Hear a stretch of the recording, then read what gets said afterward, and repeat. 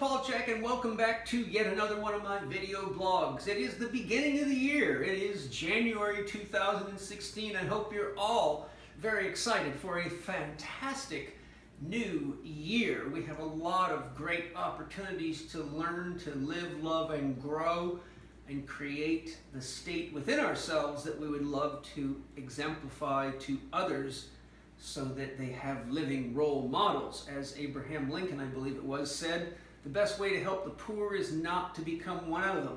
And what he meant by that was not to ignore the poor, but that they needed leadership and to see what it looks like to become something more rewarding, metaphorically, than to stay in that state. So we have an opportunity each year to look at our last year's life experience, what went well, where were we challenged, what did we learn, and what would we like to do different, and how would we like to recreate ourselves for the new year.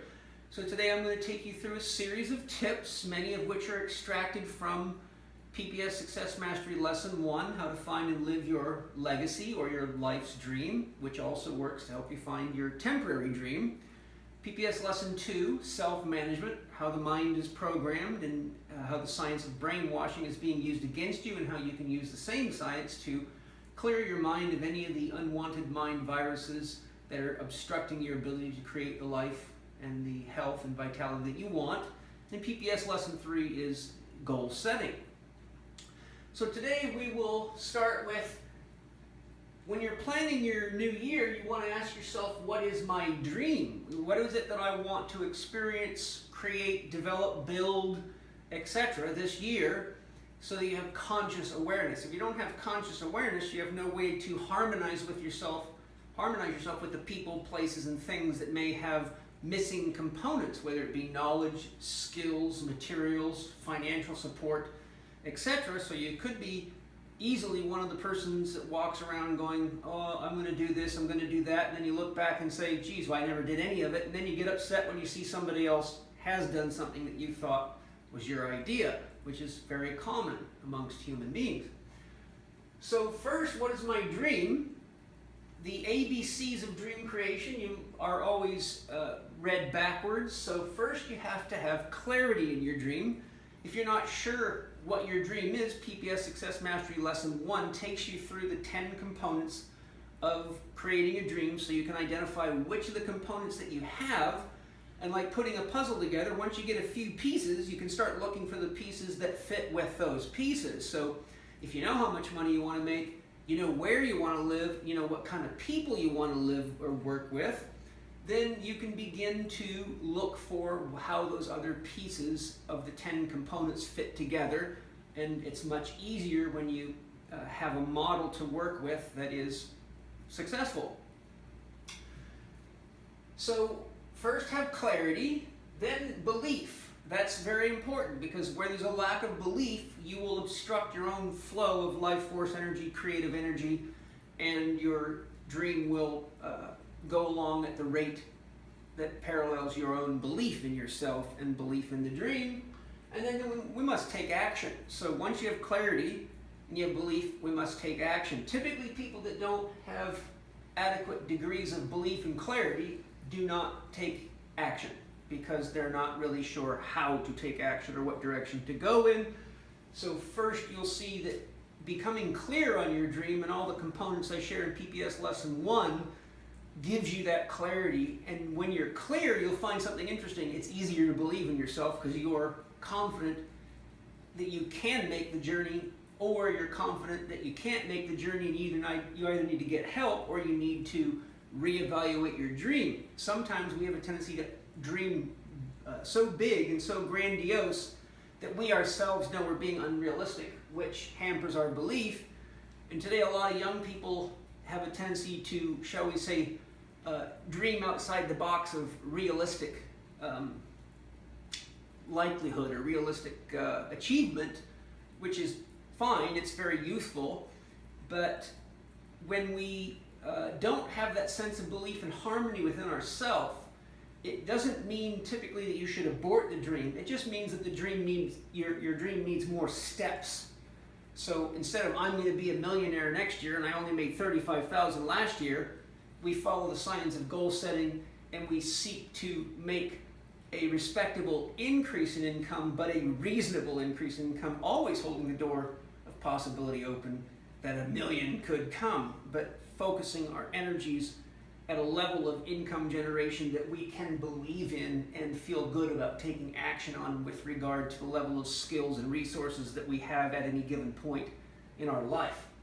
If you do not have a dream, which many people don't, then ask yourself, what do I want to do, explore, or create this year? What do I want to do, explore, or create?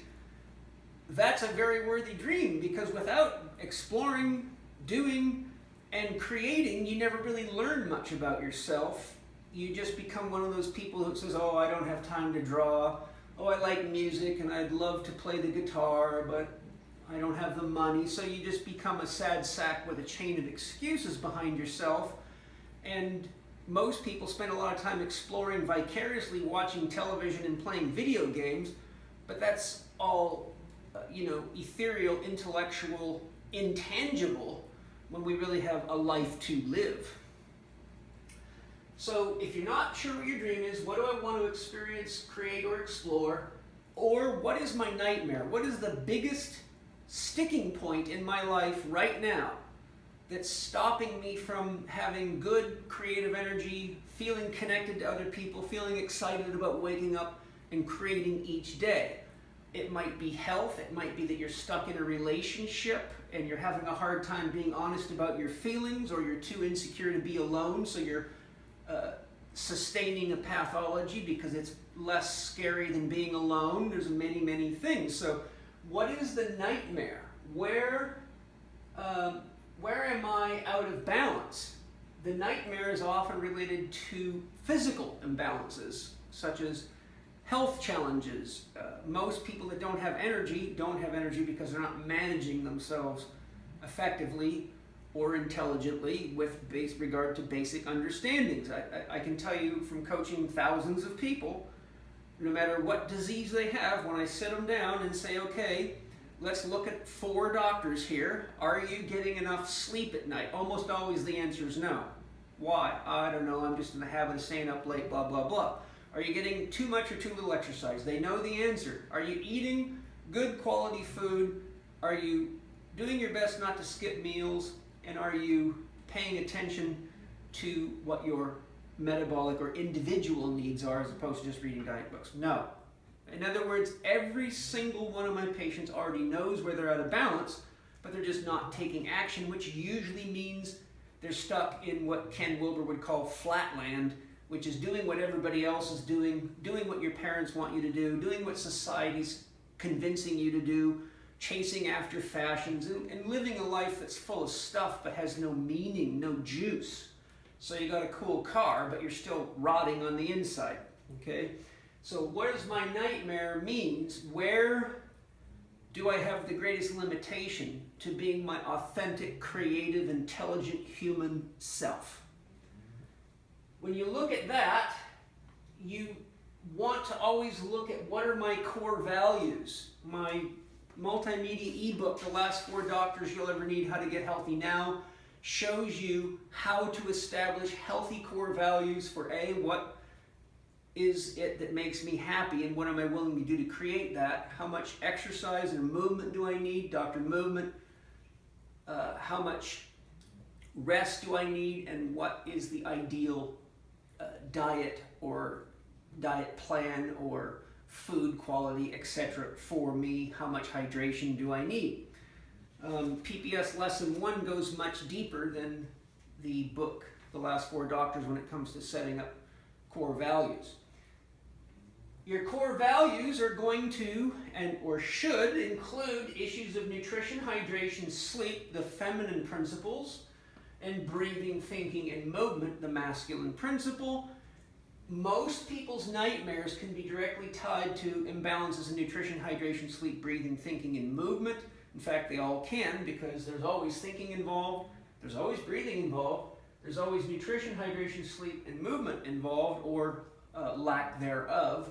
And until you get your body right, you can't get your hormonal system right or your nervous system right. So usually your stinking thinking is really an expression of your internal physiological and physical imbalances. So we don't need to get into fancy dancy religious debates or highfalutin ideas. All we got to do is get right back to basics. If I get my body healthy, then I know I'm operating from a basis of sound physiological and biochemical health, and therefore my mental emotional state is authentically representing back to me what I'm feeling. So that's very, very important. Next we come to goal setting. PPS Success Mastery Lesson 3 is my system of culmination of goal setting messages and techniques that I've learned from many different resources. And so you always want to set personal goals, in my opinion, and professional goals. For example, I have goals for what I want to do with the Chek Institute and my businesses that are very specific to those endeavors, but I also have goals for what I want to explore, grow into, and accomplish personally, which could include your spiritual growth and development. It could do things like, my artistic goals, my exercise goals, things that are just for me, without which I don't really have the juice, the vitality, and the sense of self that I need to be a working contributor to other people's dreams, goals, and objectives or challenges in my work. Okay? So when you're setting your goals, I encourage people to use a 3-column method. The most important goals are what I call must-do goals. I recommend you don't list yourself more than 3, 4 at the very, very outside, because what the research shows and what I see from clinical practice is that people often inundate themselves with goals, and it looks good when you do it, but actually you can get paralysis by analysis. You don't know where to start, and people tend to get less done. The good news is if you finish your 3 must-do goals, and then you go to your 3 should-do goals, then you have your 3 would like to do goals. So your 3 columns are must do, should do, would like to do. And even if you come up with another must do, after you knock one of those off, you can put another one in, but then you have the satisfaction of knowing you've already accomplished what you thought were one of the 3 most important things to do this year. Now this process works for any time period: day, week, month, season, year. Okay? Now, we also want to have awareness of both process and outcome. Our culture is very mechanistic and very industrialistic in its programming, and therefore our culture has a tendency to think if I put this much time and energy into X, I should get this out. In other words, if I invest this much money into widgets, based on the stock market or what some computer program tells me, I will make this much money this year, but that ignores that there's a process involved. Are the widgets already manufactured, tested, and insured? Do they actually work, and do you have liability insurance? Does anyone want those widgets?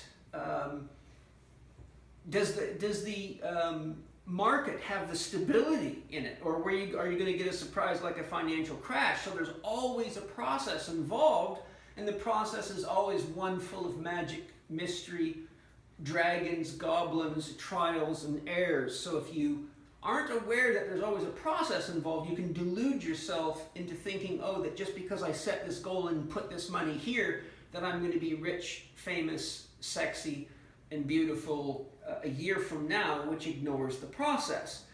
So the process can't be ignored, and it's important to set process goals, which I show you how to do in PPS Lesson 3, and it's very, very important to understand process goals if you do any kind of work with people in the field of health and exercise at all. So the outcome goals is related to what am I going to achieve, what do I choose to achieve, and the process looks at how do I get there.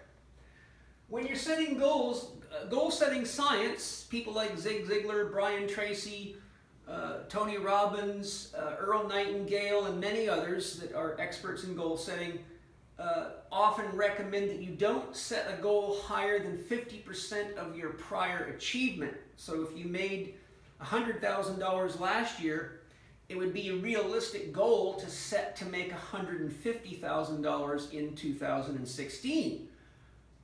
But what most people do is they set goals that are very far outside of that 50% margin.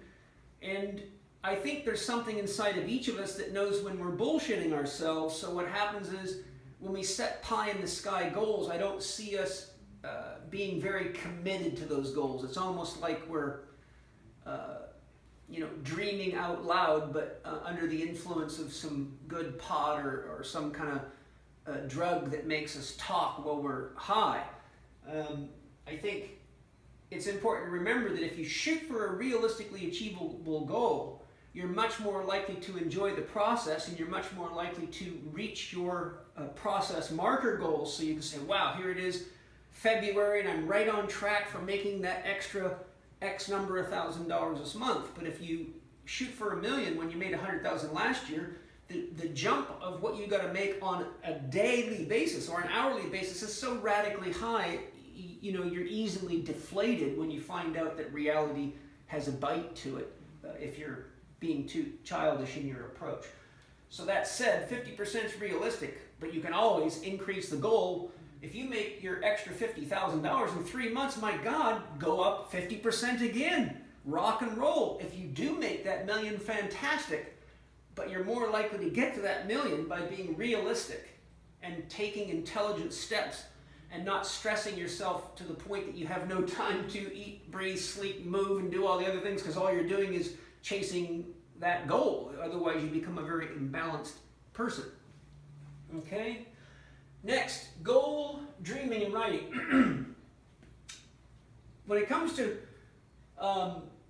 writing out your goals and your dream, remember, be careful what you ask for. A lot of people are not aware of how much responsibility they're asking for.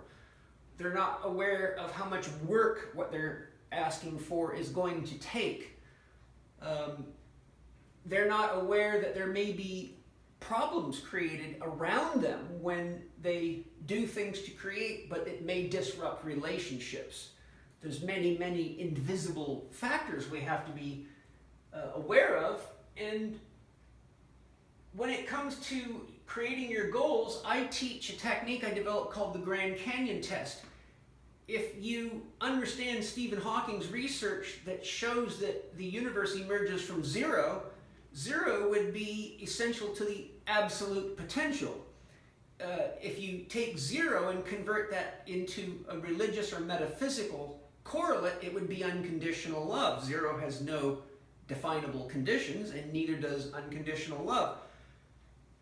The problem is unconditional love always gives you exactly what you ask for.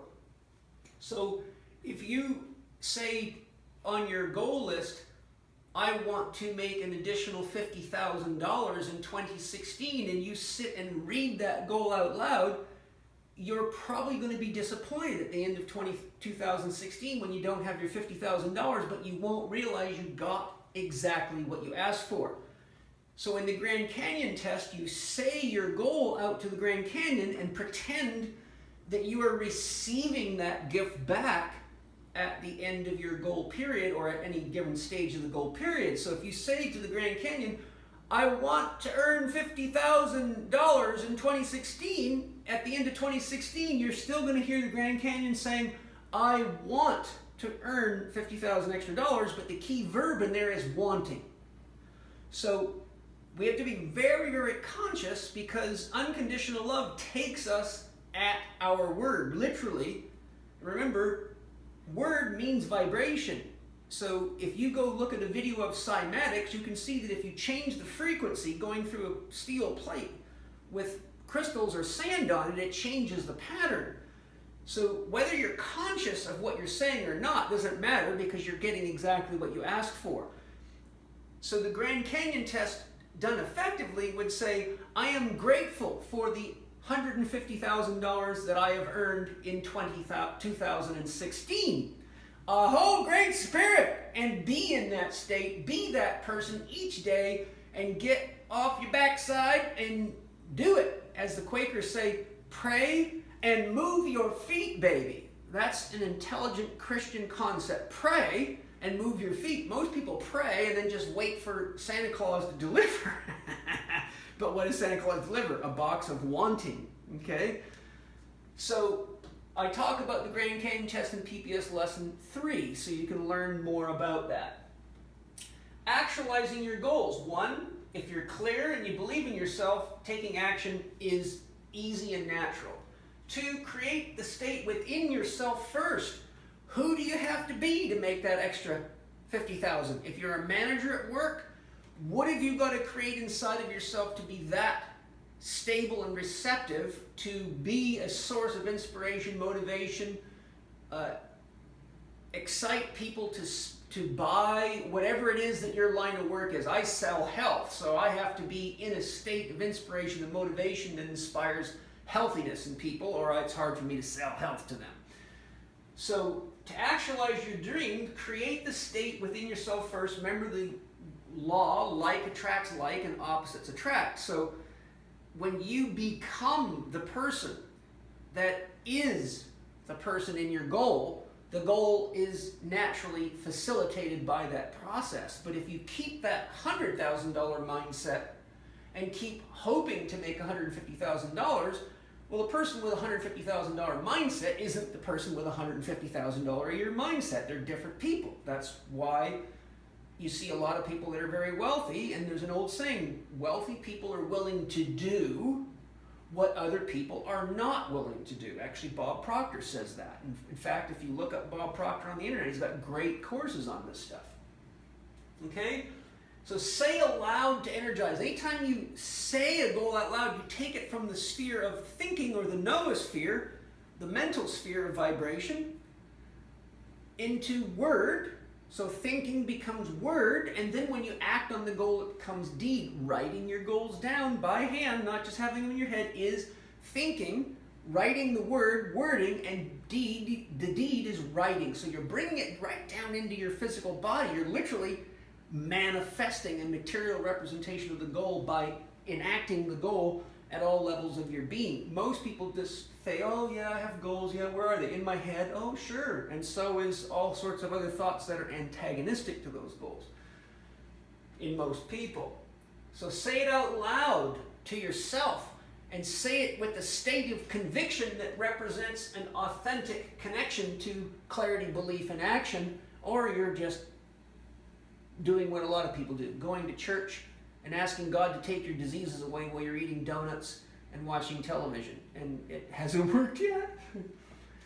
Okay, so share your goals with your dream team. Anybody that's involved with your accomplishing that goal. So if you're a wife or a husband, you may have to do extra work to make that extra $50,000. You might have to take more responsibilities at work. You may have to spend more time in the research and development of your product, etc. It's very, very important to make sure everyone on the dream team that's going to be affected by that or can participate in that process is aware of what you're trying to do, and it's also ideal to try to identify what kind of reward they get. So how is that extra $50,000 a year going to enhance their life?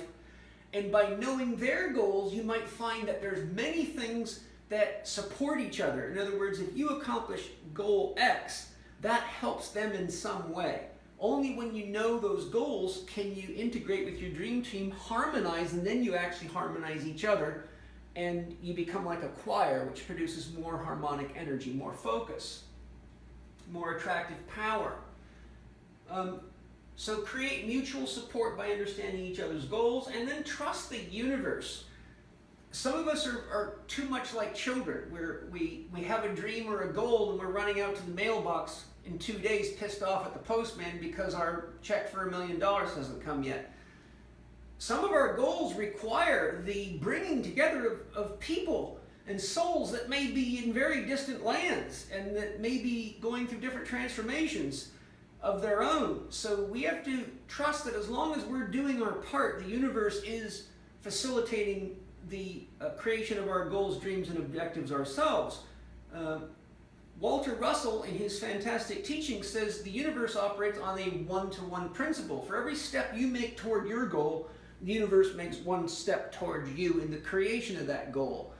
So if you're doing everything you can do and it's not happening, then the best thing to do is trust that the universe is doing its part and there's always more factors that we can't see than we can see, even when we're clear in our dreams, because there's nothing we can do alone. Everything we do requires something from inside of us, requires something from the people around us, requires something from our culture, and requires some systems or